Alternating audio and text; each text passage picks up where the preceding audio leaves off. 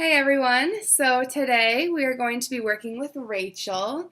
She is a 5-year-old girl in pre-kindergarten at Early Childhood Center in Jenison. She has cerebral palsy, and with her cerebral palsy she has hypertonicity of her right upper extremity and her right lower extremity. It's just mild hypertonicity, but it does cause some decreased coordination.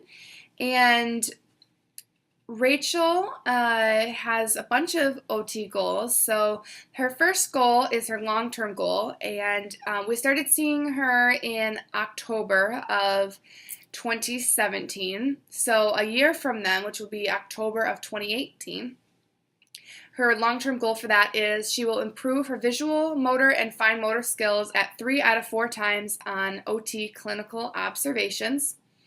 And she also has 4 short-term goals. The first short-term goal is to improve visual motor skills by copying X's and squares. Her second short-term goal is to improve pencil control to draw within 1/2 inch pathways without going outside the line. Her third short-term goal is to button and unbutton various size buttons and zip and unzip with minimum assistance and cues.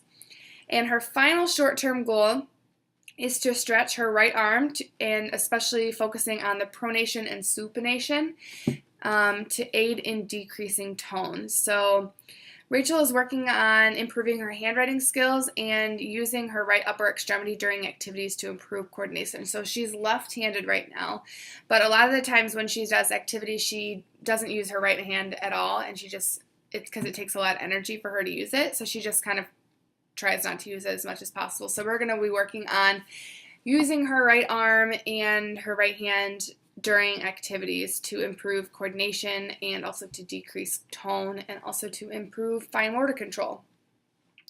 So her occupations are obviously education and play. And so the first thing we're going to work on is her passive range of motion.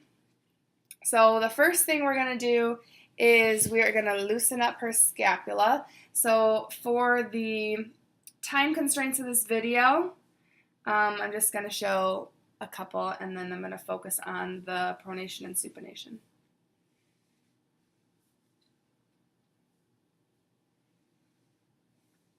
Okay, I'm going to do her shoulder. And Rachel has only mild hypertonicity. So if her hypertonicity was a lot worse, we would have to go a lot slower and probably wouldn't get this much range of motion. All right, so we're going to work on.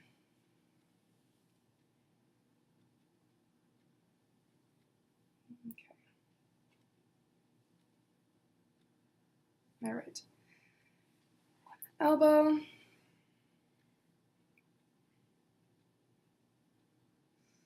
All right.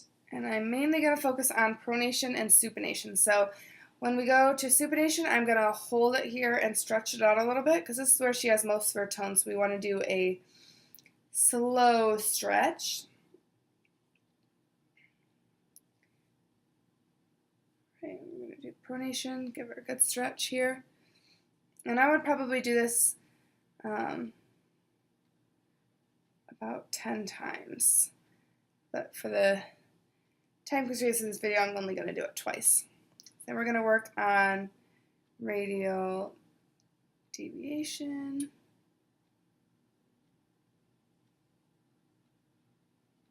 Okay, flexion extension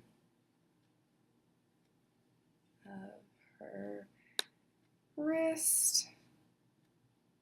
Okay, now we're going to work on the fingers.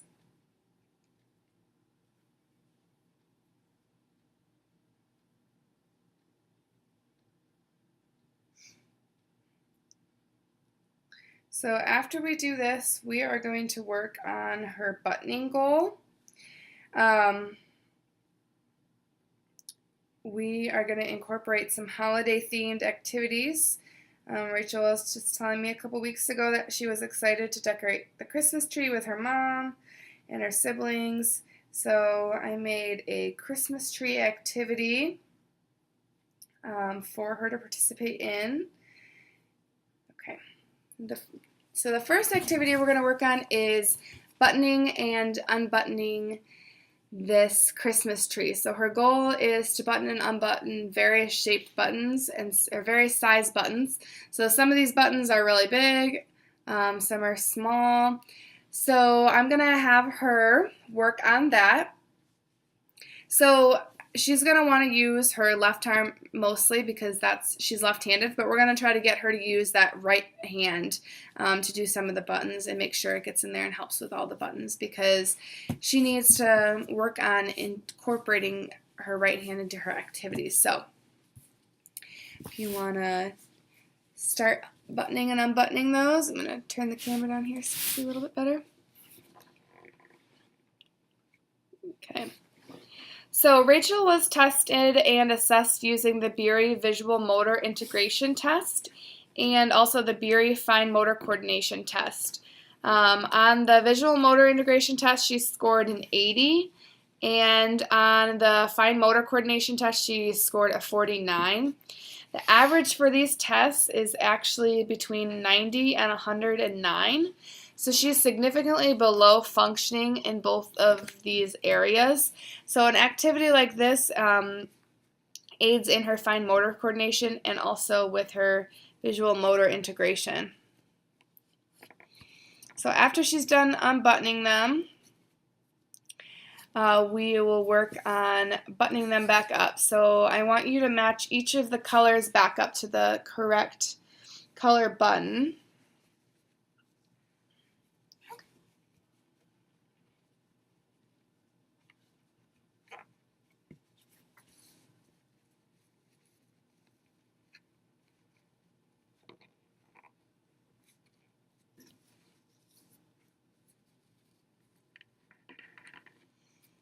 It's doing really great.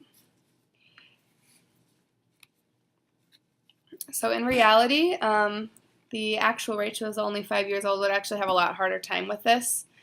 But we are just demonstrating what it would look like. So this is actually an activity that I have done with her before in our therapy. We did it with a fall-themed activity before where we had felt apples, and she really enjoyed it. She thought it was really fun. So I thought it'd be fun to do it for Christmas. So now it is all put together. It looks good. And so the next thing we're going to work on is her cutting goal.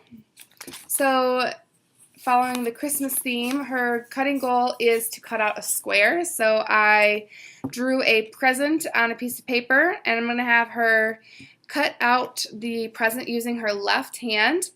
So since she is left hand dominant, we're going to use that hand, but then we're going to use her right hand to help hold the paper and stabilize it. So she's still going to have to use that right hand to help out her left one. So if you want to pick up the scissors, we're just going to cut this present out.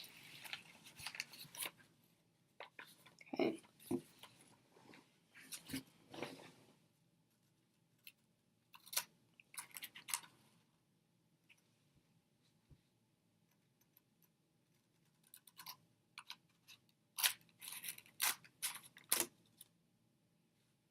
Doing really good, Rachel. And again, this is one of her goals, so she's not this pro at it to start out.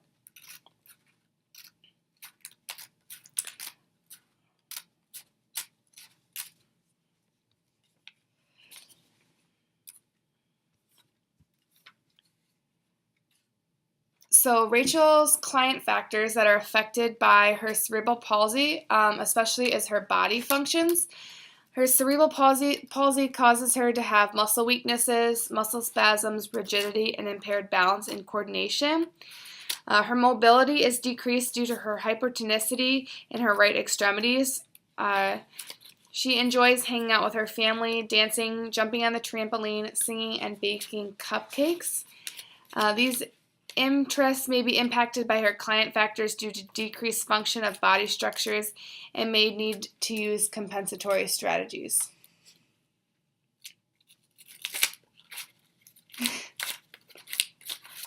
You want to hold your right hand, hold it a little steady. You use your right hand over here to help maybe. You can turn the paper. That would be easier. Beautiful. This is actually really good. Okay.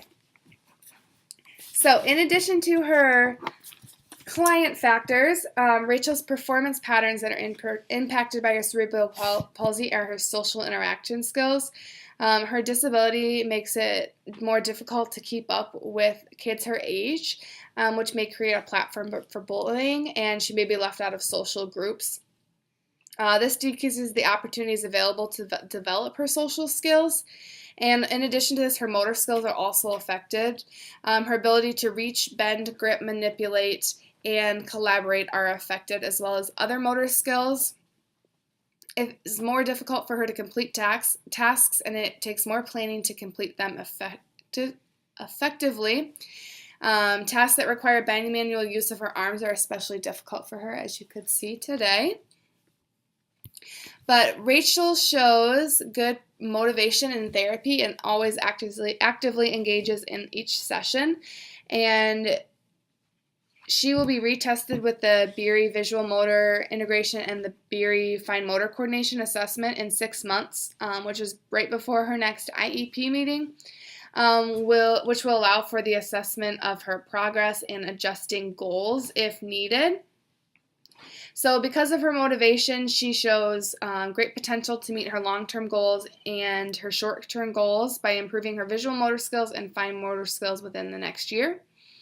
So I hope you enjoyed this therapy session today. Thanks.